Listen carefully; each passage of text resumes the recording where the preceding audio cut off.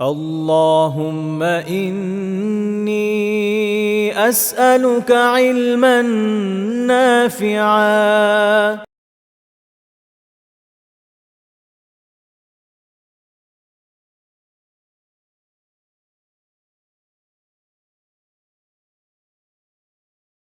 السلام عليكم ورحمة الله وبركاته إن الحمد لله نحمده ونستعينه ونصلي على رسوله الكريم وعلى آله وصحبه أجمعين أما بعد আল্লাহ তাআলার অশেষ শুকরিয়া। আজকে আমরা জীবন আচরণের নববী আদেশের আরেকটা দর্শ শুরু করছি এবং নতুন টপিক শুরু করছে। বেসিক্যালি এই পর্যায়ে যা আমরা আলোচনা করব তা হচ্ছে সমাজের বিভিন্ন ধরনের ব্যক্তিত্বদের সাথে রাসূলুল্লাহ সাল্লাল্লাহু আলাইহি ওয়াসাল্লামের আচরণ। তবে এটা আসলে কয়েকটা ভাগে আলোচনা করতে হবে। প্রথম ভাগে আজকে থেকে যে আলোচনা আমরা সেটা শুরু করব সেটা হলো যে নারীদের সঙ্গে রাসূলুল্লাহ সাল্লাল্লাহু আলাইহি ওয়াসাল্লামের আচরণ কেমন ছিল। নারীরা মানব জাতির আসলে 50-50 বলা মুশকিল, কোনো জায়গায় 60% হয়ে গেছে না আসলে জনসংখ্যার অনুপাতে বলতে গেলে।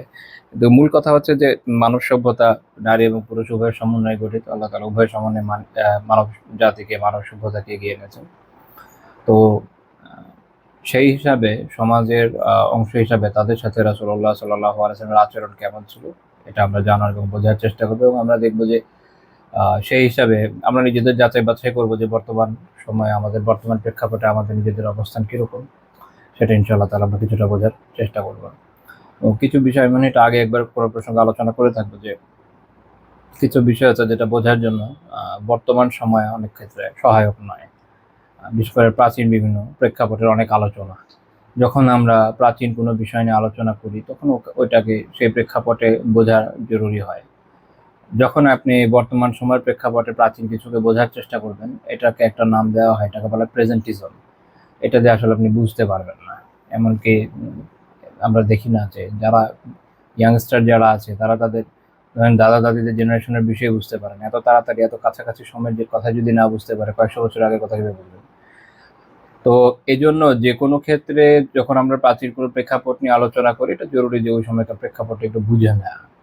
তো নারীদের সাথে রাসূলুল্লাহ সাল্লাল্লাহু আলাইহি ওয়াসাল্লামের আচরণ, এটা তো আমরা ইনশাআল্লাহ তাআলা আলোচনা করবই। মানে প্রেক্ষাপট হিসেবে এতটুকু শুধু খেয়াল রাখা যথেষ্ট ইনশাআল্লাহ তাআলা যে যে সময়ে ইসলামের আবির্ভাব আরবে হয় তখন নারীদের অধিকারের অবস্থা খুব বেশি সুবিধাজনক ছিল না। বাট এক্ষেত্রে কিছু মিথ আছে। মিথটাও সতর্কতার সাথে ভাঙা জরুরি, নয়তো আপনি হয়তো ভুল একটা বিষয় নিয়ে আর্গু করবেন, কোনো জায়গায় গিয়ে দেখা গেল যে বিষয়টা সঠিক না। যেমন পৃথিবীর অন্যান্য জাতিগুলোর মধ্যে নারীদের আসলে ওইভাবে তেমন মর্যাদা ওই যুগ কেন, এরপরেও কয়েকশো বছর পর্যন্ত সেভাবে দেখা যায় না। এমনকি নারীদের ভোটাধিকার বলেন, সম্পত্তি গ্রহণের অধিকার বলেন, এগুলো ইউরোপে আসছে অনেক পরে, 19 শতক 20 শতক পর্যন্ত সময় লেগে গেছে। তো যখন রাসূলুল্লাহ সাল্লাল্লাহু আলাইহি ওয়াসাল্লামের আবির্ভাব হলো আরবে, ওই সময়টা যেহেতু গ্রিক ফিলসফি সব জায়গায় অনেক বেশি প্রাধান্য বিস্তার করেছিল, তাদের একটা ওইটারও একটা প্রভাব ছিল যে নারীরা ফুল হিউম্যান হয় নাকি হাফ হিউম্যান, এটা নিয়েও একটা তাদের ডিবেট ছিল। এরকম বিভিন্ন বিষয় মানুষের মধ্যে ওই সময় ক্রিয়াশীল ছিল। তো সেই সময় বিভিন্ন সভ্যতার মধ্যে দেখা গিয়েছে যে নারীদের অনেক ক্ষেত্রেই তেমন মান মর্যাদা তো দেওয়া হতো না, যেটা একটু আগে বলছিলাম। আরবদের ক্ষেত্রে এই জন্য অনেক ক্ষেত্রে অনেকে এরকম লেখেন বা বিভিন্ন বর্ণনার উপরে ভিত্তি করে লেখেন যে এখানেও নারীদের তেমন মর্যাদা ছিল না। বিষয়টা আসলে ঠিক এক কথায় বলে দেয় একটু টাফ, মানে এটার মধ্যে কিছু ভাগ আছে, কিছু অন্তরায় আছে। যেমন ধরেন আরবদের মধ্যে যারা অত্যন্ত সম্ভ্রান্ত হতো, যাদের সহায় সম্পদ বেশি ছিল, পারিবারিক মান মর্যাদা বেশি ছিল, তারা ভালোই ডিগনিটির সাথে জীবনযাপন করতো। যেমনটা আমরা খাদিজা রাদিয়াল্লাহু তাআলা আনহার জীবনীতে দেখি, যেমনটা আমরা অন্যান্য যারা সম্ভ্রান্ত নারী সাহাবিয়া ছিলেন, যেমন হিন্দ রাদিয়াল্লাহু তাআলা আনহা, এনাদের জীবনীতে আপনারা দেখবেন, এটা পড়লেই দেখা যাবে। আরেকটা ছিল হচ্ছে একদম সমাজের নিম্ন শ্রেণীর লোকজন, যাদের আর্থিক অবস্থা বা অন্যান্য অবস্থান খুব বেশি ভালো ছিল না, এইসব জায়গায় নারীদের মান মর্যাদা তুলনামূলক দুর্বল ছিল। কিছু বিষয় ছিল এরকম যেগুলো সামাজিক প্রথার বিষয়, যেমন ধরেন যেসব বেদুইন গোত্র আরব বিভিন্ন মরুভূমি অঞ্চলে বসবাস করত, তো তাদের আসলে টিকে থাকার মূল বিষয় ছিল হচ্ছে ফাইট করা। তো আপনার পরিবারে যত বেশি পুরুষ জন্মাবে, তাদের যুদ্ধের সক্ষমতা যত বেশি হবে, আপনি তত শক্তিশালী হবেন। আপনি শুধু আপনার নিজের ফাইটকে ক্যারি করবেন না, বহুকাল আগে থেকে চলে আসা গোত্রীয় ফাইটকেও ক্যারি করতে হবে আপনাকে। তো ওদের এরকম চিন্তা ছিল যে যে উঠে আরোহণ করতে পারে না বা যুদ্ধ করতে পারে না, তাকে আমি সম্পত্তির ভাগ কেন দিব? তো ভাবে ওরা ওখানে নারীদের বঞ্চিত করতো। আরেকটা বিষয় হচ্ছে যে যেহেতু নারী জন্ম নিলে, তাদের মেয়ে জন্ম নিলে তাদের যে একটা সমস্যা, তাদের দুর্বলতা চলে আসে। এবং মনে রাখতে হবে যে অন্য গোত্রগুলো যখন বিপক্ষ গোত্রের উপর হামলা চালাতো, যারা বেদুইন ছিল, তারা তাদের ছেলেদেরকে উঠিয়ে নিয়ে বিভিন্ন জায়গায় বিক্রি করে দিত। এখন একটা ছেলে বিভিন্ন জায়গায় বিক্রি করে দিল, পরে কোনো এক সময় তাকে নিয়ে আসলেও অনেক ক্ষেত্রে তাকে হয়তো পুনর্বাসন করা যেত। কারণ আরব সমাজে যেটা হয় যে একবার কেউ কারোর উপর স্লেভারি ট্যাগ লেগে গেলে তাকে একটু নিম্ন ধরা হয়। যেমন একটা উদাহরণ দিই, যায়েদ বিন হারিসা রাদিয়াল্লাহু তাআলা আনহু, তিনি একটা ভালো গোত্রের ভালো পরিবারের ছেলে ছিলেন, কিন্তু তাকে যখন বিপক্ষ গোত্র উঠিয়ে নিয়ে বাজারে বেচে দিল এবং রাসূলুল্লাহ সাল্লাল্লাহু আলাইহি সাল্লামের কাছে উনি দাস হিসেবে আসলেন, আল্লাহ রাসূল একসময় ওনাকে পালকপুত্র হিসেবেও নিয়েছিলেন, কিন্তু যে দাসত্বের যে বিষয়টা, এটা কিন্তু তার ট্যাগ হিসেবে ছিল। একসময় তার বাবা এবং চাচা তাকে খুঁজতে আসছিল মক্কায়, কিন্তু উনি আল্লাহ রাসূল সাল্লাল্লাহু আলাইহি সাল্লামকে ছেড়ে যেতে অস্বীকৃতি জানিয়েছিলেন।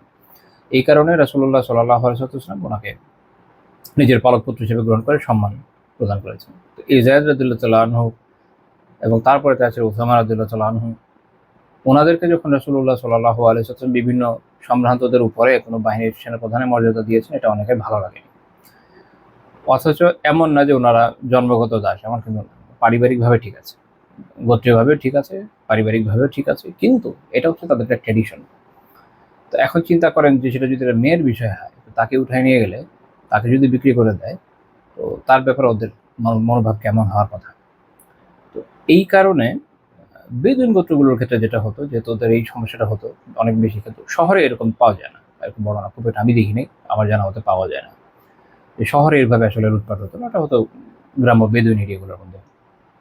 এই জন্য তারা তাদের মেয়ে সন্তান হলে তারা অনেক লো ফিল করতো, এবং অনেকের এরকম রেকর্ড আছে বিভিন্ন অঞ্চলে, তারা মেয়ে সন্তানদেরকে হত্যা করে ফেলতো। এটা কিন্তু আমার মক্কার জন্য প্রযোজ্য না, মক্কার এরকম ঘটনা পাওয়া যায় বলে আমার জানা নেই।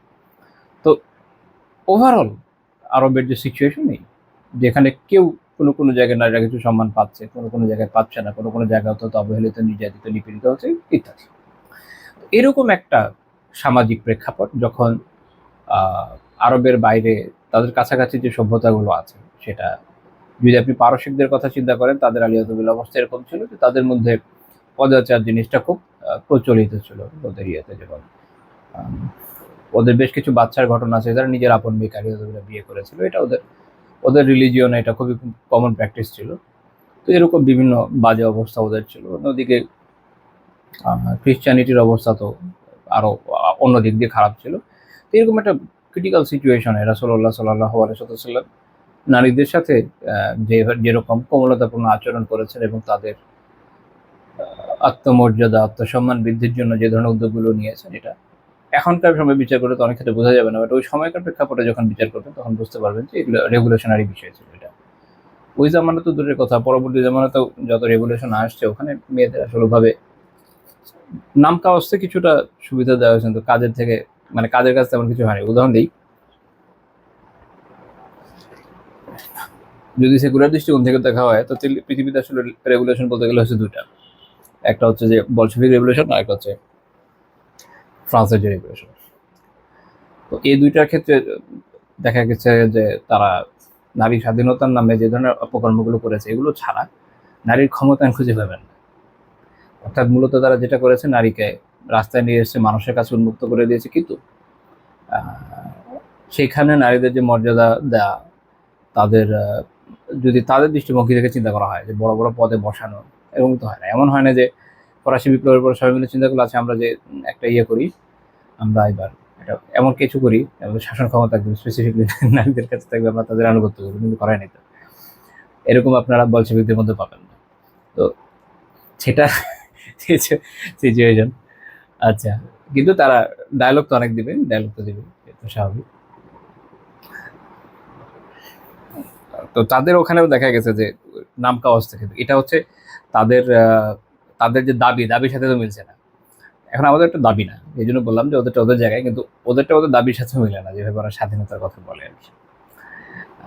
তো ইসলামের ক্ষেত্রে যেটা হয়েছে যে রাসূলুল্লাহ সাল্লাল্লাহু আলাইহি ওয়াসাল্লাম ওই সময়কার সামাজিক প্রেক্ষাপটে নারীদেরকে অনেক অগ্রসর করেছেন, অনেক ক্ষেত্রে অনেক অধিকার দিয়েছেন, অনেক বিষয়ে অনেক সমস্যা ছিল যেটা একদিন দুই দিন না, হাজার হাজার বছরের হয়তো প্রচলন, সেগুলোকে রদ করা হয়েছে, এগুলো অনেক কঠিন বিষয়।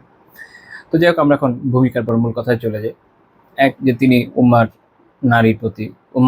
নারীর প্রতি কল্যাণকর আচরণে ওসিয়ত করেছেন, যেটা একটা খুব গুরুত্বপূর্ণ বিষয়। আর বিদায় হজের ঘটনা এটা। বিদায় হজের সময় রাসূলুল্লাহ সাল্লাল্লাহু আলাইহি ওয়াসাল্লাম সব বিষয় নিয়ে আলোচনা করেননি। যেই বিষয়গুলো খুবই ক্রিটিক্যাল এবং উম্মার জন্য আগামী দিনগুলোতে অনেক বেশি জরুরি, এরকম কয়েকটা বিষয় শুধু ওসিয়ত করেছে।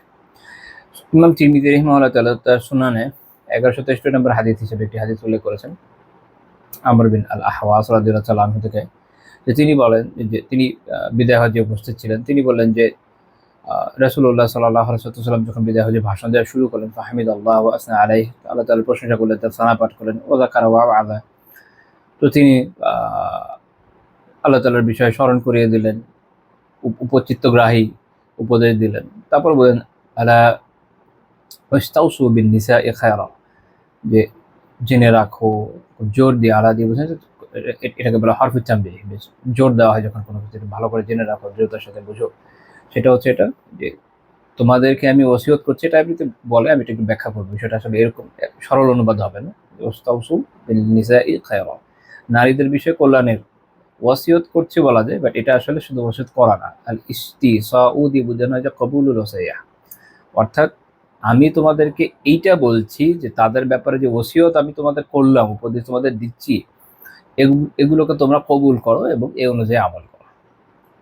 ঠিক আছে? ওয়াস্তাউসু মানে হচ্ছে যে ওসিয়ত করছি না, মানে হচ্ছে যে আমি তোমাদেরকে যে ওসিয়ত করছি এটাকে কবুল করো এবং এর উপর আমল করো।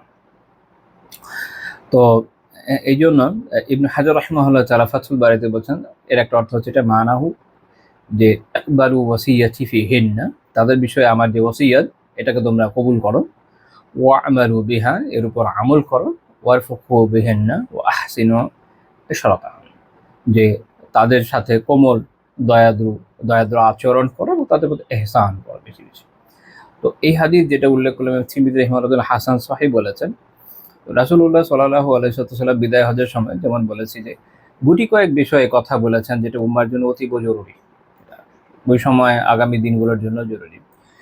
ওই সময় এমন কিছু বিষয় ছিল যেগুলো পরবর্তী সময়ে হয়তো মানুষ ফেস করবে, এমন কিছু বিষয়কে উনি সতর্ক করেছেন। আপনার বিদায় হজের ভাষণ পড়লে দেখবেন কিছু বিষয় এমন ছিল যেগুলো আসলে শতাব্দী প্রাচীন, বা বলতে পারেন যে সহস্রাব্দের প্রাচীন যে ট্রেডিশন, তার বিপক্ষে গিয়ে ইসলামের আনা সংস্কার।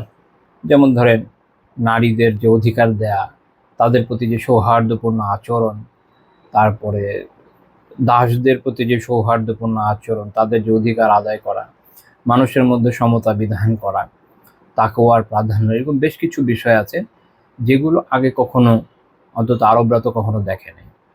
তো তাদেরকে ইসলাম এই বিষয়গুলোতে পরিবর্তন শিখিয়েছে এবং ইসলাম এই বিষয়ে সঠিক দিক নির্দেশনা তাকে দিয়েছে। কিন্তু রাসূলুল্লাহ সাল্লাল্লাহু আলাইহি ওয়াসাল্লামের তিরোধানের পরে খুবই সম্ভাবনা ছিল যে মানুষ এগুলোকে ফেলে দিয়ে হয়তো তাদের প্রাচীন যে লোকাচার, সহস্রাব্দের যে অভ্যাস, ওটা হয়তো ব্যাক করবে এবং বেশ কিছু বিষয় করেছে।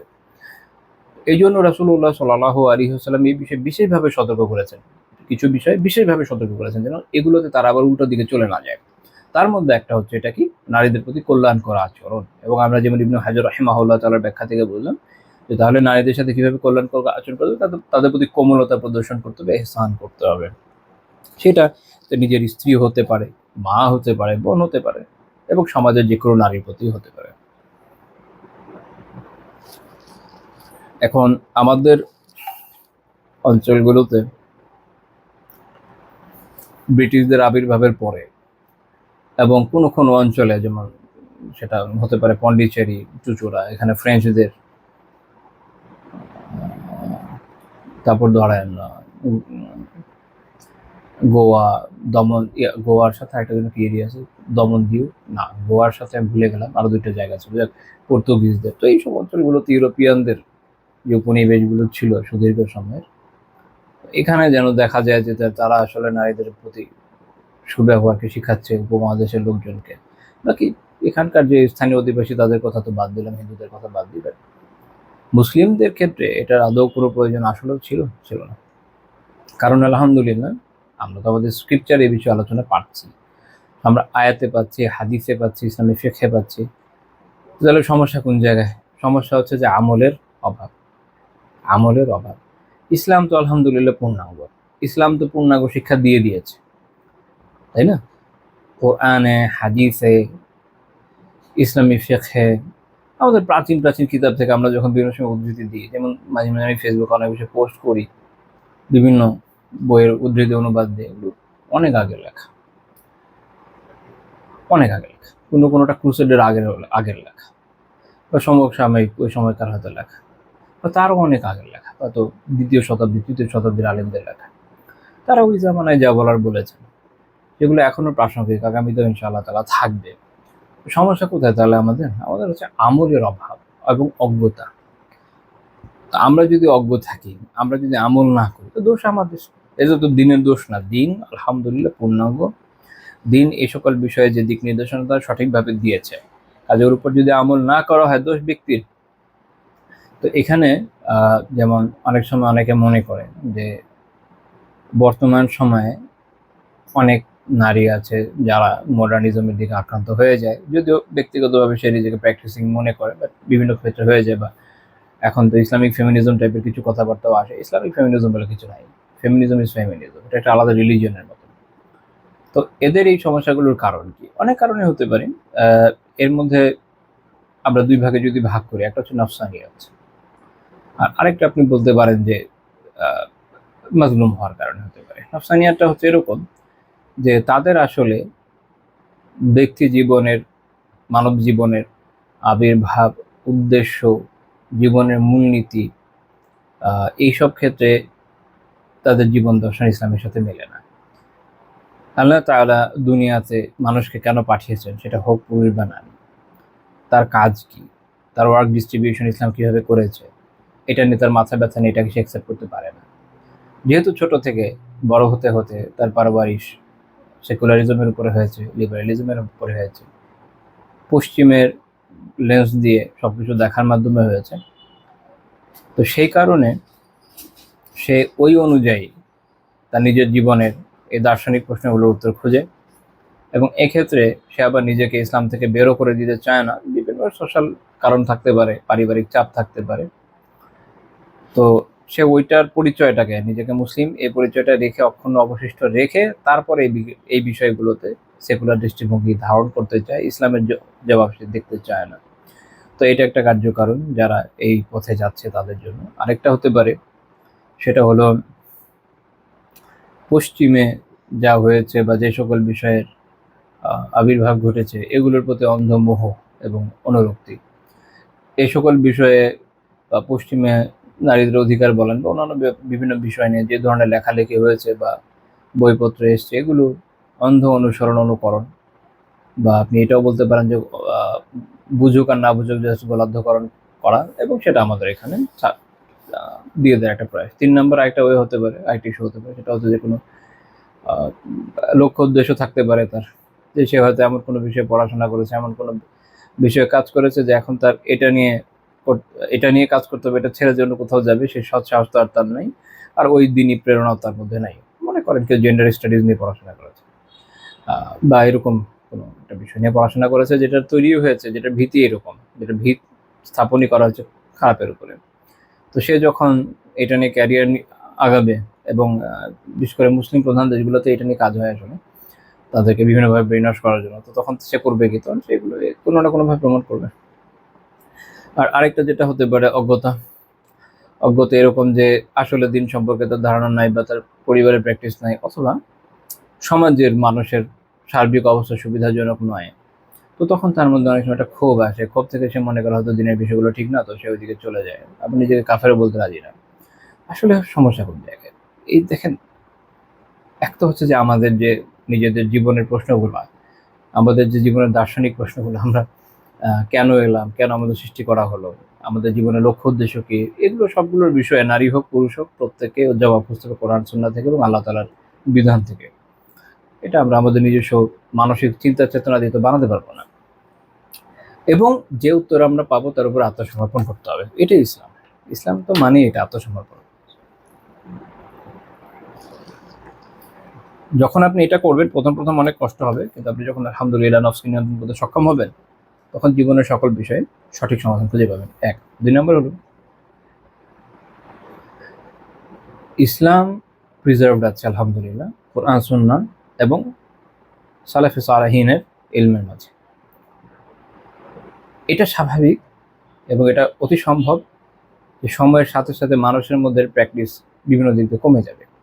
কোনো একটা ধারা হয়তো একটা বিষয়কে ধারণ করবে, আর একটা ধারা একটা বিষয়কে ধারণ করবে, এবং ফিতনার সময় যে ধীরে ধীরে মানুষ দিন থেকে দূরে সরে যাবে এ বিষয়ক বর্ণনা বিপুল পরিমাণ সহিহ বর্ণনা হাদিসে আলহামদুলিল্লাহ আছে।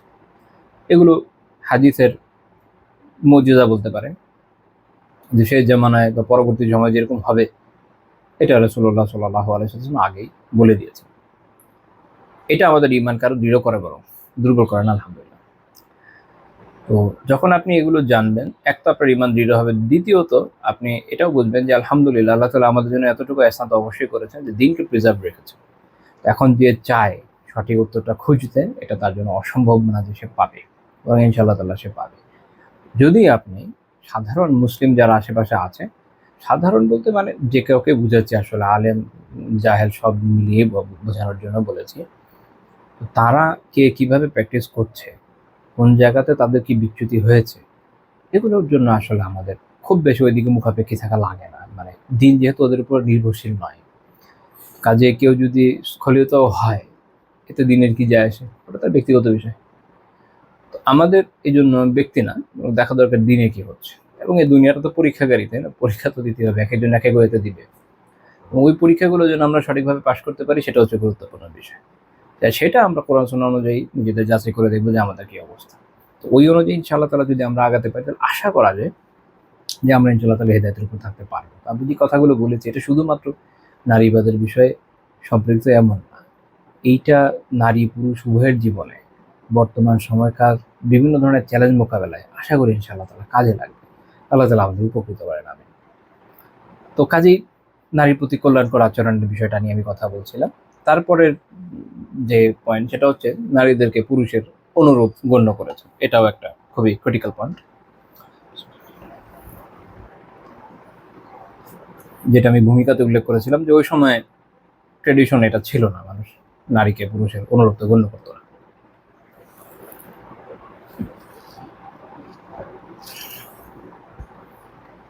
ইমাম তিরমিজি রাহিমাহুল্লাহ তাআলা তো সুনানে একটা হাদিস উল্লেখ করেছেন, শুরু দিকে হাদিস 103 নম্বর হাদিস। রাসূলুল্লাহ সাল্লাল্লাহু আলাইহি ওয়াসাল্লাম বলেছেন, ইন্না নিসা শাকাইকুর রিজাল, নারীরা হচ্ছে পুরুষের শাকিক। শাকিক শব্দের আবিধানিক অর্থ আসলে অর্ধাংশ বা এরকম হয়, আবার অংশও হয়, পার্টও হয়। এটা আসলে এটা উদ্দেশ্য কি? ইমামুল্লাহ আলী আল কারি রাহিমাহুল্লাহ তাআলা মিরকাতে বলেছেন, আই নাযাইরুহুম ফিল খালকি ওয়াত তাবাই কান্নাহুন্না শুকিকনা মিনহুম, অর্থাৎ নারীরা সৃষ্টির দিক থেকে বৈশিষ্ট্যের যেভাবে আল্লাহ তাআলা বানিয়েছেন, সৃষ্টিগত বৈশিষ্ট্য এইসব দিক দিয়ে নারীরা আসলে পুরুষের মতোই অনুরূপ, তাদের যেন যেন তাদের একটা অংশই তার। আন্না হাওয়া শুক্কাত মিন আদম, কেননা হাওয়া আলাইহিস সালামকে আদম আলাইহিস সালাম থেকেই নির্গত করা হয়েছে, তখন থেকে বানানো হয়েছে। ওয়া শাকিক রাজুলি আখুহু মিন আবিহি ওয়া উম্মিহি, যেভাবে আবার একজন পুরুষের যেমন শাকিক বলতে বোঝানো হয় যে তার যে বাবা বা মা থেকে যে ভাই আসছে, অর্থাৎ বাবার সন্তান মায়ের সন্তান, তাকে বলা হয় যে শাকিক। ওই রকম নারী হচ্ছে পুরুষের শাকিক, অর্থাৎ তার অনুরূপ। আমরা এটা একটা অর্থ করতে পারি। একটা হচ্ছে যে সৃষ্টিগত ক্ষেত্রে যেহেতু উভয় একই স্পিসিস, মানব জাতি। আরেকটা হতে পারে যে আহকামের ক্ষেত্রে, যেমন ইমাম আসিন্দি রাহিমাহুল্লাহ তাআলা হাশিয়াতুস সিন্দি আলা সুনানি আত-তিরমিজিতে বলছেন, অর্থাৎ নাযাইরুহুম ফিল আহকাম, বিধিবিধানের ক্ষেত্রে একই, অনুরূপ। নারী পুরুষের বিধিবিধানের ক্ষেত্রে নারী পুরুষের অনুরূপ। এই যে একটা বিষয় যে নারীকে বিধিবিধানের ক্ষেত্রে পুরুষের অনুরূপ রাখা হয়েছে, এটা একটা বিশাল বড় ইহসান আল্লাহ তাআলার তরফ থেকে, যে খুব অল্প কিছু বিষয় আছে যেখানে আলাদা করা হয়েছে। কারণ এমন অনেক বিষয় আছে যেখানে সৃষ্টিগতভাবে নারীর কিছু পার্থক্য আছে, এখন ওই বিধানটা পুরুষের সাথে মিলিয়ে লাভ নাই। যেমন ধরেন মেয়েদের যে পিরিয়ডের বিষয় থাকে, আর পুরুষের বিধান এখানে তো এক হবে না। আবার পুরুষের ক্ষেত্রে শারীরিক মিলনের পরে তার যে পবিত্রতার মশালাগুলো আসবে, তার যে ধরনের সময় লাগে বা যা লাগে, এটা নারীর সাথে মিলবে না। এরকম এক এক জায়গায় কিছু কিছু এমন জায়গা আছে যে উভয়ের ক্ষেত্রে আলাদা হয়। এই জন্য উসুল হচ্ছে এইটা যে আল খিতাব ইদা ওয়ারাদা বিলাফজি যুকুর কানা খিতাবাল লিনিসাই ইল্লা ফি মাওয়াদিআ মাখসুসা। যখন পুরুষকে উদ্দেশ্য করে কোনো কিছু বলা হয় কোরআন এবং হাদিসে, ওইটা নারীর জন্য ধরা হবে, যে উভয়ের জন্য প্রযোজ্য, যদি না কোনো খাস কোনো আলাদা দলিল থাকে যা থেকে বোঝা যায়। এই বিষয়ে আমরা একটা আয়াতের শানে নুজুল দেখতে পারি, সূরা আল আহজাবের 35 নম্বর আয়াত। এটা শানে নজরুল সম্পর্কে সুন্নাহ তিরমিজিতে হাদিস আছে 3211 নম্বর হাদিস। আগে যে আমি হাদিসটা মাত্র আলোচনা করেছি, শেখ আলবানী রাহিমাহুল্লাহ সহিহ বলেছে। আর এখন যেটা করছি এটা আরেকটা হাদিস, সেটা হচ্ছে উম্মু আম্মারা আল আনসারিয়া রাদিয়াল্লাহু তাআলা আনহা। উম্মু উমারা আল আনসারিয়া, আম্মারা না, উম্মু উমারা আল আনসারিয়া রাদিয়াল্লাহু তাআলা আনহা, তিনি একদিন নবী সাল্লাল্লাহু আলাইহি ওয়াসাল্লামের কাছে এসে বললেন, মা আরা কুল্লা শাইইন ইল্লা লিরিজালি ওয়া মা আরা নিসা ইউযকারনা বিশাই। তো যা মানে আমি যা দেখছি যে সকল বিধিবিধান আসছে সব তো আসলে পুরুষের কথাই বলছে, নারীর কথা তো বলছে না। ফানাজালাত হাযিহিল আয়াত, তখন এই আয়াত নাযিল হলো সূরা আল আহজাবের 35 নম্বর আয়াত। আয়াতটা আমি বলছি। এই হাদিস ইমাম তিরমিজি রাহিমাহুল্লাহ হাসান গরীব বলেছেন। আয়াতটা হচ্ছে কি, আল্লাহ তাআলা বলছেন, ইন্নাল মুসলিমিনা ওয়াল মুসলিমাত ওয়াল মুমিনিনা ওয়াল মুমিনাত ওয়াল কানিতিনা ওয়াল কানিতাত ওয়াস সাদিকিনা ওয়াস সাদিকাত ওয়াস সাবিরিনা ওয়াস সাবিরাত ওয়াল খাশিঈনা ওয়াল খাশিআত ওয়াল মুতাসাদ্দিকিনা ওয়াল মুতাসাদ্দিকাত والصائمين والصائمات والحافظين فروجهم والحافظات والذاكرين الله كثيرا والذاكرات أعد الله لهم مغفرة وأجرا عظيما।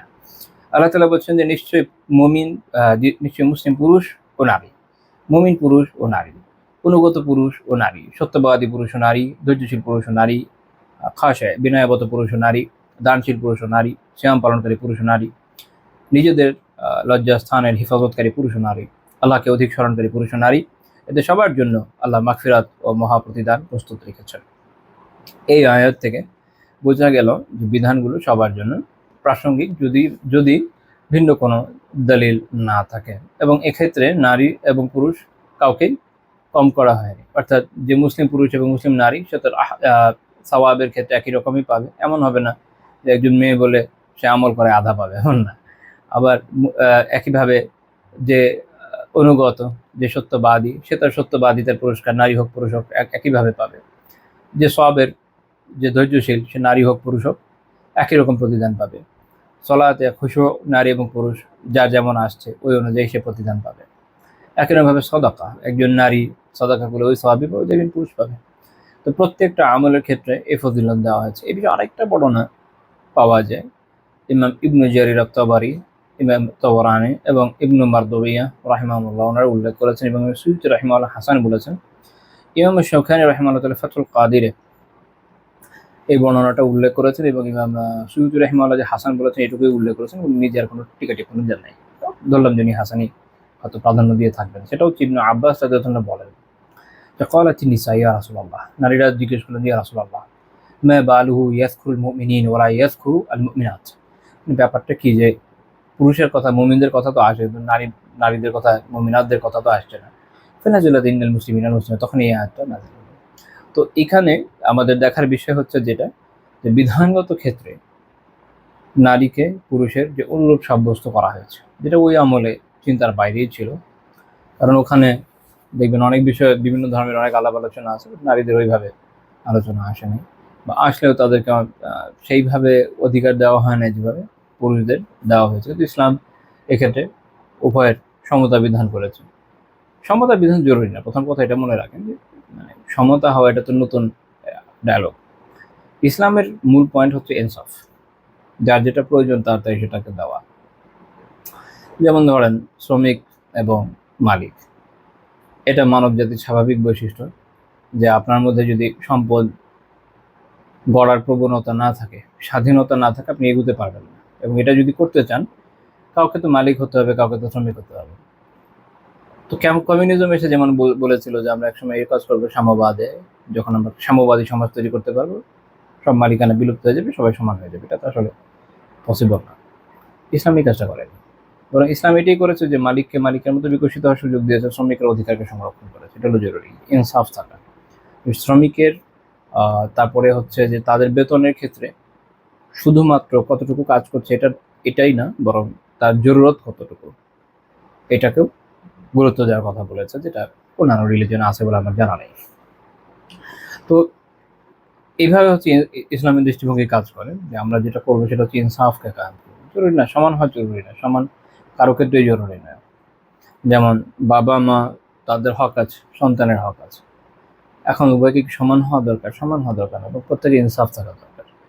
যে বাবা মা যেভাবে তাদের দায়িত্ব আছে, তাদের কিছু হক আছে, আবার দায়িত্ব আছে, কিভাবে সন্তানেরও তাদের উপর যেমন বাবা মার হক আছে, ভালো কথা, আবার তাদের প্রতি বাবা মার কিছু দায়িত্ব আছে, সন্তানেরও বাবা মার প্রতি কিছু দায়িত্ব যেমন আছে, শুধু দায়িত্ব না, তাদের উপর কিছু হকও আছে। এই যে কোরিলেশনগুলো, এগুলো খেয়াল রাখা জরুরি। তো ইসলাম বিষয়গুলোকে এভাবে ডিল করেছে। তো এর ফলে হচ্ছে এরকম হয়েছে যে নারীকে তার যে প্রয়োজনীয় অধিকার, যেটা তার দরকার, সমতা না, যেটা তার দরকার, যেটা ইনসাফ, সেটা নিশ্চিত করার যথাসাধ্য চেষ্টা করা হয়েছে। 3 নম্বর পয়েন্ট, পুরুষদের মতো তিনি নারীদেরও বায়াত গ্রহণ করেছেন। বায়াত হচ্ছে আনুগত্যের শপথ। রাসূলুল্লাহ সাল্লাল্লাহু আলাইহি ওয়াসাল্লাম শুধু এমন করেননি যে খালি পুরুষদেরই বায়াত নিচ্ছেন, নারীদের নিচ্ছেন, এরকম না। তিনি পুরুষদেরও বায়াত নিয়েছেন, নারীদেরও বায়াত নিয়েছেন। এক্ষেত্রে কোনো কি করা হয়নি, কোনো অসমতা বলতে পারেন বা বেইনসাফি কিছুই করা হয়নি। এইখানে একটা পার্থক্য আছে, ওই যে ওখানে যে যখন এমন কিছু থাকে যেটা নারীদের জন্য খাস, তেমন সেক্ষেত্রে ওটা তো করতে হবে। যেমন ধরেন বায়াতের ক্ষেত্রে নীতিও হচ্ছে যে একজন পুরুষের হাতে হাত রেখে বায়াত নেওয়া হয়, কিন্তু নারীর সাথে যেটা জায়েজ না, তাই না, স্পর্শ করা তার বৈধ হবে না। তো এই ক্ষেত্রে ব্যতিক্রম রাখা হয়েছে যে রাসূলুল্লাহ সাল্লাল্লাহু আলাইহি ওয়াসাল্লাম এটা করেন না। 1-2 নম্বর হচ্ছে পুরুষদের যেটা অনেক ক্ষেত্রে একের পর এক এসে হয়তো বায়াত করে গেছেন, এটাও করেন নাই। একটা পুরো জামায়াতের জন্য একজনের বায়াতকেই নারীদের ক্ষেত্রে যথেষ্ট মনে করেছে। কারণ নারীদের সাথে ইন্টারাকশনের বিষয় হলো এরকম যে যথাসম্ভব কম করা। যদি জরুরত যতটুকু থাকে, তো জরুরত যতটুকু আছে অতটুকু করা হবে, অতিরিক্ত না। এই হলো পার্থক্যের জায়গা। যেমন সুনানুন নাসাই 4181 নম্বর হাদিস, এটা আমরা তিরমিজি রাহিমাহুল্লাহ উল্লেখ করেছেন একটু সংক্ষিপ্তভাবে। সেটা হচ্ছে উমাইমা বিনতু রুকায়কা রাদিয়াল্লাহু তাআলা আনহা, তিনি বলেন যে আতাইতু নবী সাল্লাল্লাহু আলাইহি ওয়াসাল্লাম ফি নিসওয়াতি মিনাল আনসার নুবাইউহু, আমি নবী সাল্লাল্লাহু আলাইহি ওয়াসাল্লামের কাছে আনসারী কিছু নারীর সাথে আসলাম বায়াত করার জন্য। ফাকুলনা ইয়া রাসূলুল্লাহ, আমরা বললাম ইয়া রাসূলুল্লাহ নুবাইউকা আলা আল্লা নুশরিকা বিল্লাহি শাইআ, তো আমরা আপনার কাছে এই বিষয়ে বায়াত করতে এসেছি যে আমরা আল্লাহর সাথে কোনো কিছু শরীক করব না, ওয়ালা নাসরিকা, এবং আমরা চুরি করব না, ওয়ালা নাজনিয়া, ওয়ালা নাআতি বিবুহতান নাফতারিহি বাইনা আইদিনা ওয়া আরজুলিনা, আমরা কারোর উপর মিথ্যা আমরা চুরি করব না, ব্যভিচার করব না, কারোর প্রতি মিথ্যা অপবাদ দিব না, ওয়ালা নাসিয়াকা ফি মারুফ, কোনো ভালো কাজে আপনার নাফরমানি করব না। এটুকু যখন তারা বললেন, রাসূলুল্লাহ সাল্লাল্লাহু আলাইহি ওয়াসাল্লাম বললেন ফি মাস্তাতাতুন্না ওয়া আতাকতুন্না, এটা শর্ত হচ্ছে এটা যে তোমরা এটা বলো যে আমাদের যারা যতটুকু সম্ভব, যতটুকু আমরা করতে পারবো, আমাদের তাকতে যতটুকু কোলায়। তো এটা একটা অসাধারণ বিষয় যে রাসূলুল্লাহ সাল্লাল্লাহু আলাইহি ওয়াসাল্লাম তাদেরকে শিখিয়ে দিলেন। তো এটা যেভাবে বলছো, এটা তো আসলে মানুষের সামর্থ্যের বিষয় আছে। বায়াত তো করছো, হতে পারে যে কোনো জায়গায় ভুল হয়ে গেল, এই জন্য হলো যে সাধ্য মতো। তো উমাইমা রাদিয়াল্লাহু তাআলা আনহা বলছেন, কুলনা, আমরা বললাম আল্লাহু ওয়া রাসূলুহু আরহামু বিনা, আল্লাহ এবং তার রাসূল আমাদের প্রতি আমাদের চেয়ে অনেক বেশি দয়াবান। তো অবশ্যই এই জন্যই তো তাদেরকে এইভাবে তিনি সংশোধন করে দিলেন যেন তাদের জন্য সহজ হয়। এখান থেকে আমাদের শেখা দরকার যে উম্মার প্রতি দয়াদ্র হওয়া জরুরি। হতে পারে কেউ এমন কোনো বিষয়ে আমাদের সামনে এসে কথা বলছে যে বিষয়ে তার সঠিক জ্ঞান নেই, ফলে সে কোনো একটা ভুল কথা বলছে, আমাদের উচিত তার জন্য বিষয়টাকে সহজ করা। তারপর বললেন যে হালুম্মা নুবাইউকা ইয়া রাসূলুল্লাহ, ইয়া রাসূলুল্লাহ আপনি আসেন, হাত বাড়িয়ে দিন, আমি বায়াত করি। আল্লাহ রাসূল বললেন যে ইন্নী লা উসাফিহুন নিসা, আমি তো নারীদের সাথে মুসাফাহা করি না, নারীদের সাথে হ্যান্ডশেক করা যায় না। হ্যাঁ, ইন্নামা কাওলি লিমিআতি ইমরাআতিন কাওলি লিইমরাআতি ওয়াহিদা আও মিসলু কাওলি লিইমরাআতি ওয়াহিদা, তিনি বললেন যে কেন একজন নারীকে আমার বলাটা এটা 100 নারীকে বলার মতো, বা একজনের বায়াত নেওয়াটা 100 জনকে বায়াত নেওয়ার মতো। শেখ আলবানী রাহিমাহুল্লাহ হাদিসকে সহিহ বলেছেন। এই যে ওনারা বায়াত নিতে আসলেন, এটা মূলত কোরআনের একটা আয়াতের শিক্ষার উপর বেস করে, কারণ আল্লাহ তাআলা নির্দেশনা দিয়েছে। সূরা আল মুমতাহানার 12 নম্বর আয়াত।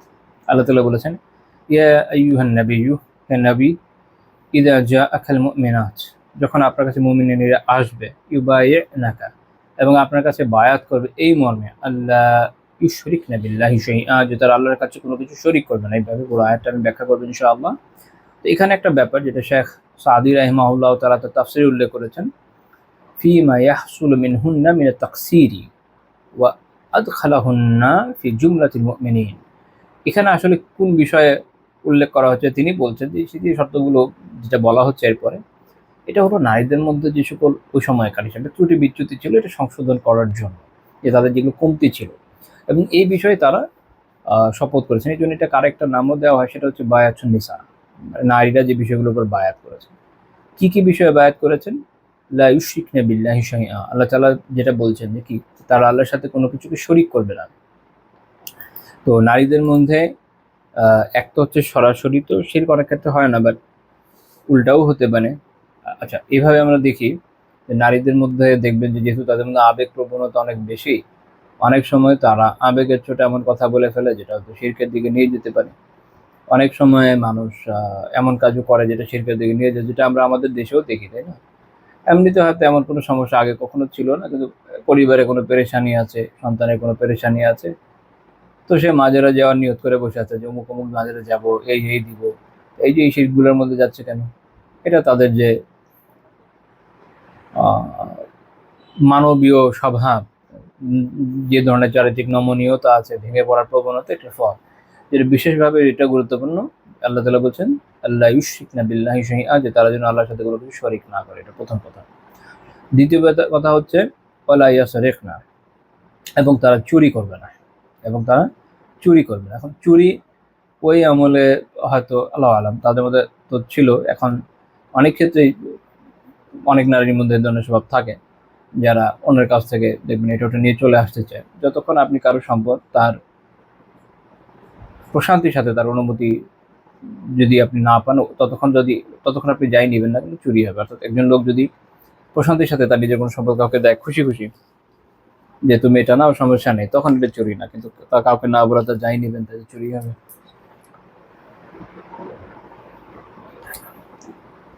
তো অনেকের মধ্যে প্রবণতা আছে, এটাকে সংশোধন করা হয়েছে, বলে এজনি না। তারপরে কাজ হচ্ছে ব্যভিচার করবে না।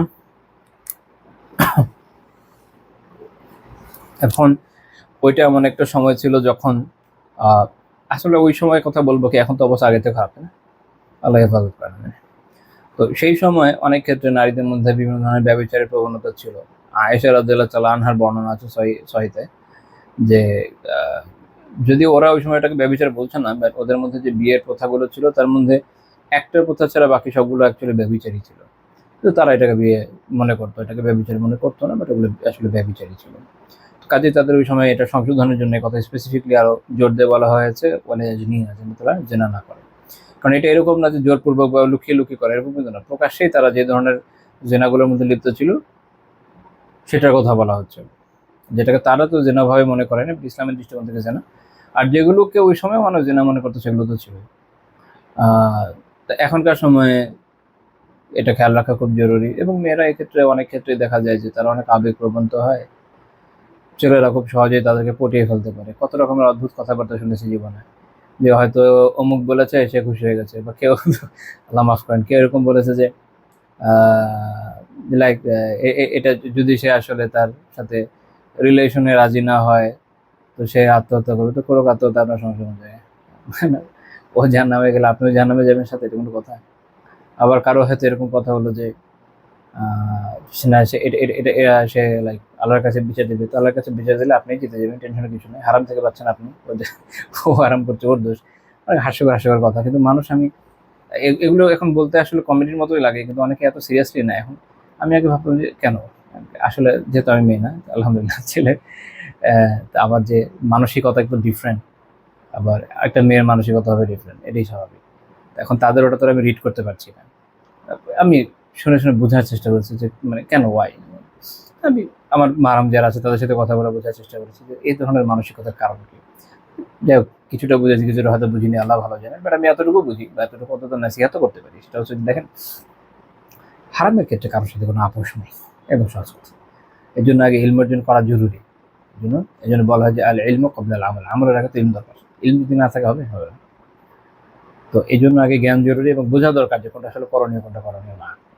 তো যাই হোক, এখনকার সময় ব্যভিচার আগে যে কোনো সময়ের থেকে অনেক বেশি বেড়ে গিয়েছে। এখনকার সময়ে আল্লাহ জানে কোথায় কোথায় সুযোগ তৈরি হয়েছে, যেমন বিভিন্ন জায়গাতে আবাসিক হোটেলগুলো রয়েছে, এখানে ছেলেমেয়েরা যাচ্ছে। ভালো ভালো জায়গাতেও আছে, যেটা ইভেন অনেকে হয়তো জানেও না। আমি কোন নাম বলছি না, নাম বলার দরকার নেই, নাম বললে আবার আছে কিছু লোক শুনলে ওখানে দেওয়া হবে, আল্লাহ হেফাজত করেন। কোনো একটা জায়গাতে মোটামুটি একটা প্রেস্টিজিয়াস জায়গা মনে করেন, ওখানে আমি একটা প্রোগ্রামে যাচ্ছিলাম, একজনের সাথে একটা মিট আপ ছিল। তো ওটা যেই ফ্লোরে, তার ঠিক আগের ফ্লোরটায় এরকম একটা ছেলে মেয়ে নামবে। তো দারোয়ান আবার নিচ থেকে আমাকে নিয়ে আসতেছিল সাথে করে, যে চলেন আপনাকে আমি ড্রপ করে দিয়ে আসি। তো তার কথাবার্তা আমি যা বুঝলাম যে ওটা একটা বাজে জায়গা হবে। বাজে জায়গা মানে একটা আবাসিক হোটেল। তো এখানে একটা হোটেল আছে, যেমন শুনিও নাই কখনো। তো আবার কোনো বিজ্ঞাপন বোর্ড কিছু তো নাই, বাট এর ভিতরে ভিতরে ধরনের অবস্থা চলছে। তো এরকম বিভিন্ন জায়গাতে এখন এগুলো অনেক বেশি হয়ে গিয়েছে, এবং ছেলেমেয়েরা এ ধরনের বিভিন্ন পাপে অনেক বেশি লিপ্ত হচ্ছে, বিশেষ করে ইন্টারনেটের এক্সেসের কারণে। তাদের কাছে তো এখন প্রেম ভালোবাসা মানেই হচ্ছে শারীরিক সম্পর্কে চলে যাওয়া, ওটার বাইরে তো তারা কিছু বুঝে কিনা আল্লাহ কোনটা ভালো জানে। আর সেই সাথে বিভিন্ন যে খারাপ বিষয়গুলো আছে, ড্রাগস আছে, এগুলো তাদেরকে এইসব বিষয়ে আরো বেশি প্ররোচিত করছে। তো এর ফল খুবই খারাপ, যা আমরা সবসময় দেখি। এখনো আমরা বিভিন্ন সময় অনেক ধরনের অপরাধের কথা তো দেখি, যখন একটা অপরাধ পর্যায়ে চলে যায়, তখন আমরা এগুলো পত্রিকায় নিউজ হতে দেখি। কিন্তু যখন সেটা দেশীয় আইনে অপরাধ না, ইসলামী আইনে অপরাধ, দেশীয় আইনে অপরাধ না, এরকম পর্যায়ে যখন থাকে, তখন সেগুলো তো আর আমরা এভাবে দেখছি না যে পত্রিকাও আসছে, এরকম না। এমন অনেক এরিয়া আছে। আমাকে একজন কিছুদিন আগে বলছিল, যেখানে মানুষ খুব ইজিলি এখন যাতায়াত করতে পারছে, কাপল। তো তারা এরকম বিভিন্ন পাপে লিপ্ত হয়ে আছে। বিভিন্ন জায়গায়, কক্সবাজারে বলেন, অন্য জায়গায় হোটেলগুলো তো বাদই দেন। এটা এমন এক শৈলাবের পর্যায়ে চলে আসছে, যেটা চিন্তার বাইরে, আমি আপনি হয়তো আমরা জানিও না, বুঝিও না, যেহেতু আমরা হয়তো আলহামদুলিল্লাহ একটু বড় হয়েছি। কিন্তু মুশকিল হচ্ছে যেটা, যে আমাদের পরের জেনারেশন তো এই দেশেই থাকছে, মানে আমরা তো আর বাইরে কোথাও চলে যেতে পারছি না এখন, রাতারাতি কি আর পারছি? যে যাচ্ছে এটা পরের কথা, এমনিতে পারছি না। তো এই সিচুয়েশন যদি চলতে থাকে, এটা আলটিমেটলি আমাদের সবার জন্য খুব ক্ষতিকর হবে। আল্লাহ তাআলা আমাদের সবাইকে হেফাজত করেন। তো এটা যুগে যুগে অনেক বেশি জরুরি, বিশেষ করে এখনকার সময় অনেক বেশি জরুরি, যেটা আল্লাহ তাআলা বলেছেন কি, বলে নিই না যেন তারা কি না করে, ব্যভিচার না করে, কোনো ফর্মেটে ব্যভিচার না। সেটা সরাসরি শারীরিক সম্পর্কের মাধ্যমে হোক, আধা আধা সম্পর্কের মাধ্যমে হোক, সেটা ফোনের মাধ্যমে হোক, ইমোর মাধ্যমে হোক, বা ভিডিও চ্যাট আর সো অন, যা যা হতে পারে, কোনোভাবে না। ওয়ালা ইয়াকতুলনা আওলাদাহুন্না, এবং তারা তো নিজেদের সন্তানকে হত্যা করবে না। ওই সময় এই, যেটা আমি এর ভূমিকা হিসেবে বলেছিলাম, যে নারীদের মধ্যে যারা, নারী পুরুষের ক্ষেত্রে সবার ক্ষেত্রে এটা কমন ছিল, যে যারা একটু প্রত্যন্ত ট্রাইবগুলোতে ছিল, তাদের মধ্যে এই বৈশিষ্ট্যটা পাওয়া যেত, সবার ক্ষেত্রে না। কিন্তু আমরা যদি এখনকার সময় চিন্তা করি, দেখেন, সন্তান হত্যা করা, একটা মানুষকে হত্যা করা অনেক বড় বিষয়। এবং আল্লাহ তাআলা এখানে যে জিনিসটা, যে সিকোয়েন্সটা দিয়েছেন, খেয়াল করেন, যে আগে জিনার কথা বলেছেন, তারপর সন্তান হত্যার কথাও বলেছেন। বর্তমান সময়ে এটা হচ্ছে অতি প্রাসঙ্গিক, যে প্রথমে তারা ব্যভিচার করবে, তারপরে সেখানে একটু ব্যভিচার করছে, একটা পাপ, আল্লাহ আলাম, ওখানে তারা কোনো ধরনের প্রোটেকশন ইউজ করে না হয়তো, অথবা করলেও যেটা তাকদীরে তা তো হয়েছে, কোনো সন্তান হয়তো পেটে চলে এসছে, তারপরে সন্তানকে হত্যা করে ফেলছে, এবং অনেক ধরনের কাজ হচ্ছে। খুবই প্যাথেটিক, খুবই প্যাথেটিক। একটা পাপ মানুষকে আরো বড় পাপের দিকে নিয়ে যায়। পাপ না, একটা চেইনের মতো, আপনি একদিক দিয়ে টান দিবেন, দেখবেন আসতেই থাকবে, এবং একের পর এক পাপ করতেই থাকবেন, ওতে বেরোতে পারবেন না। হয় আপনি ফুল স্টপ দিবেন, নয় আপনি করতেই থাকবেন, ধরা খাইতে থাকবেন। তো এরকম বিভিন্ন পাপের মধ্যে তারা চলে যায়। এখন ওই যে বললাম, যে এক তো আমি জানি না যে কার মাথায় কি উঠে, আল্লাহ আল্লাহ আলাম। এক, দুই নম্বর হচ্ছে যে দেখেন, টিনেজারদের বলেন, বা মোটামুটি একটু তরুণ বয়স যারা, তাদের মানসিকতা একটু ডিফারেন্টলি চলে।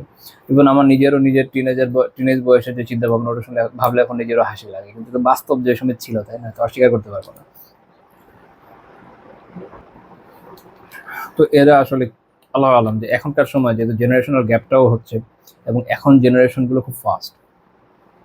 আগে কয়েক জেনারেশনের চিন্তা খুব কাছাকাছি হতো, এখন আসলে খুব তাড়াতাড়ি ফাস্ট হয়ে যাচ্ছে, ধরা খুব টাফ। আমি তো ধরেন যেগুলো আলফা আছে, জেনদের তো বাদ দেয়, মানে পরে যেগুলো এতো আমার মাথার উপর দিয়ে যে অনেকে যে কথাবার্তা চিন্তা করি যে যারা আমাদের চেয়ে অনেক সিনিয়র তারা কতটুকু বোঝেন আল্লাহ আলম। তো এই এরা যারা আছে এদের ক্ষেত্রে কোন ধরনের আবেগে চলে আল্লাহ জানে, তো এই ধরনের বিভিন্ন পাপের মধ্যে এরা জড়িয়ে যায়। তারপর সন্তান আসে, তারপরে তো দেখেনি কি অবস্থা। তো এক পাপের পর আরেক পাপ যাচ্ছে, খুবই খুবই ক্রিটিক্যাল বিষয়। এই জন্য যত্ন বা পাপ থেকে দূরে থাকা জরুরি। তারপর আল্লাহ তাআলা বলছেন ওয়ালা ইয়াতিনা বিবুহতান, যেন অপবাদ রটনা না করে।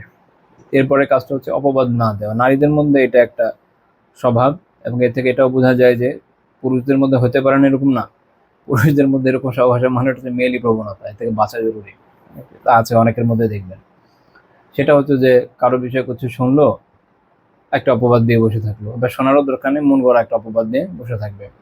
এখানে আল্লাহ তাআলা মোস্ট কমন ইস্যুগুলোকে অ্যাড্রেস করেছেন, যেটা যুগ যুগ ধরে মানব জাতির মধ্যে, স্পেসিফিকলি মেয়েদের মধ্যে এই প্রবণতাটা থাকবেই সবসময়। জন্য তাদের জরুরি যে তারা এটা থেকে বাঁচার সর্বাত্মক চেষ্টা করবে।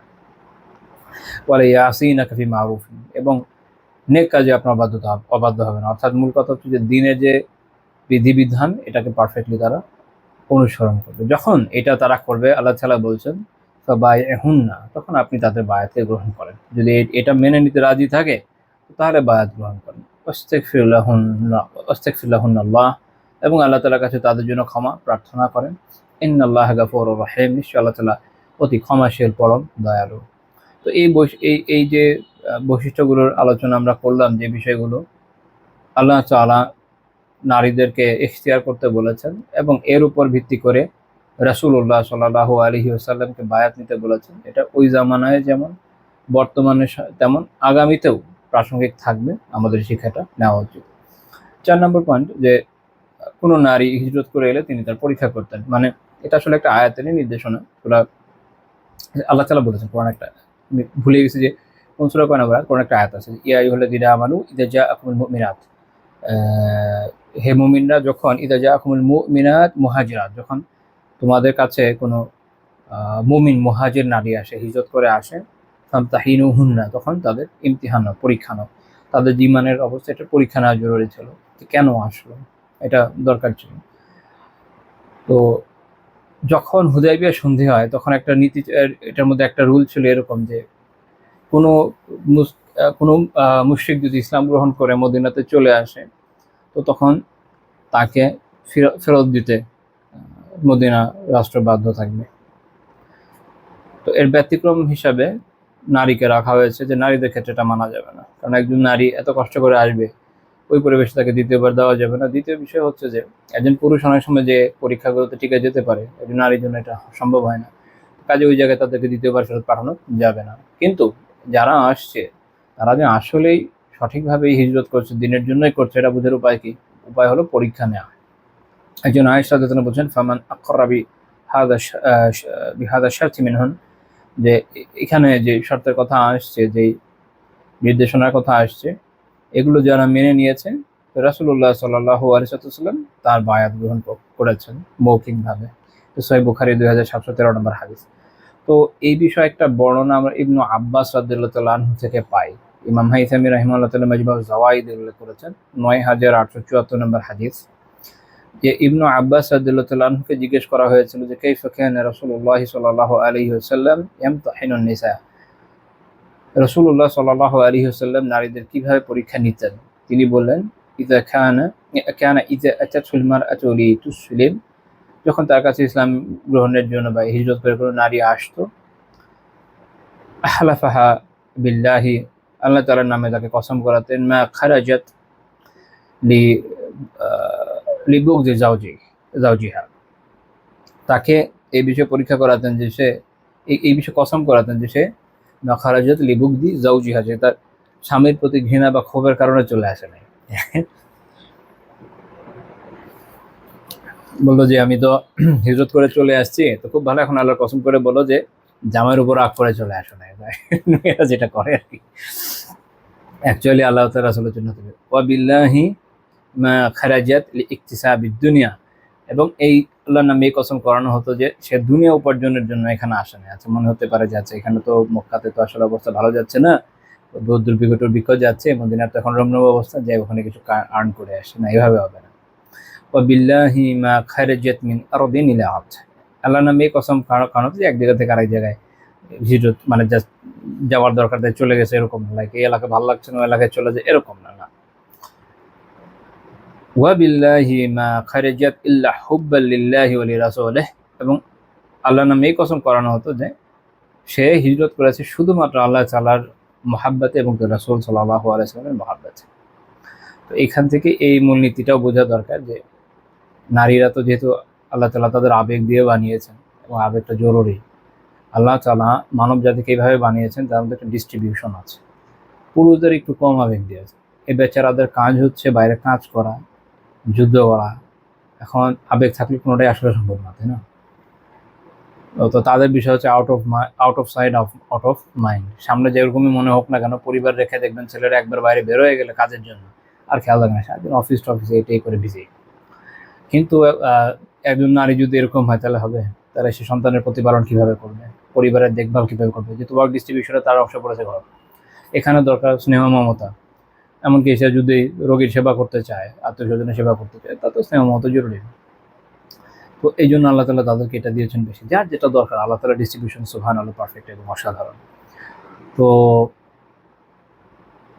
এখন একজন নারী তার এই আবেগের বশে যেন হিজরত না করে, মানে হিজরতটা দিনের জন্য হতে হবে, পারফেক্টলি হতে হবে, এটা বোঝা জরুরি। 2 নম্বর হলো যে, তো কাজে কোনো নারী এসে বললে যে মেনে নিতে হবে এরকম জরুরি না, আগে বুঝতে হবে যে না আসলে ঠিক আছে কিনা। এখন এইটা না, আমাদের এখনকার সময় আরো সতর্ক হওয়াও জরুরি, কারণ অনেক ক্ষেত্রে অনেকে বিভিন্ন ট্র্যাপে পড়ে যায় মেয়েদের বিভিন্ন কথায়। ট্র্যাপে পড়ার তো কিছু নাই, যদি না আপনার ইমানের সমস্যা থাকে। আল্লাহ তাআলা সবাইকে হেফাজত করেন, দোয়া করি আমি।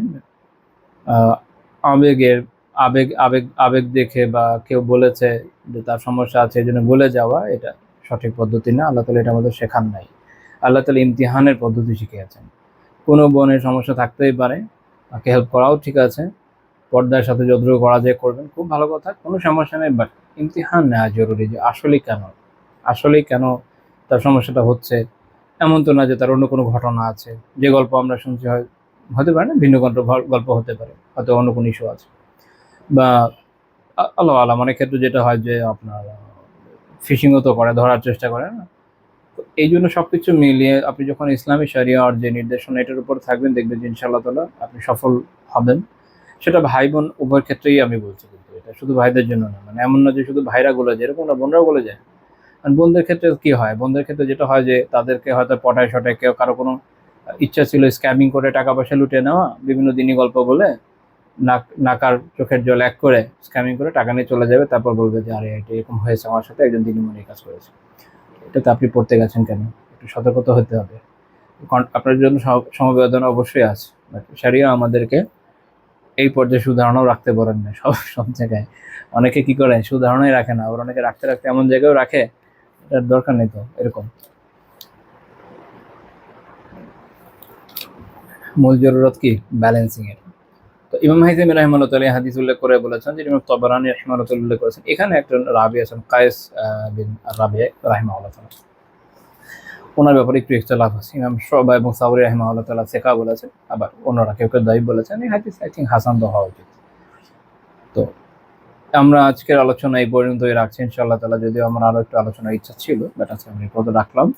আল্লাহ তাআলা এই আলোচনা দ্বারা আমাকে আপনাদের সবাইকে সবার উপকৃত হওয়ার তৌফিক দান করুন। উম্মতের এই কঠিন সময়ে আল্লাহ তাআলা আমাদেরকে কোরআন এবং সুন্নাহর সাথে সাযুজ্যপূর্ণ জীবন যাপনের তৌফিক দান করেন, দ্বীনি ইলম হাসিলের তৌফিক দান করেন। আল্লাহ তাআলা আমাদের আমলগুলোকে কবুল করে নেন, আল্লাহ তাআলা তৌফিক দান করেন। আমরা আমাদের ভাইয়েরা বোনেরা সবাই যেন যার যার দায়িত্বগুলো সঠিকভাবে পালন করেন, হকগুলো সঠিকভাবে পান।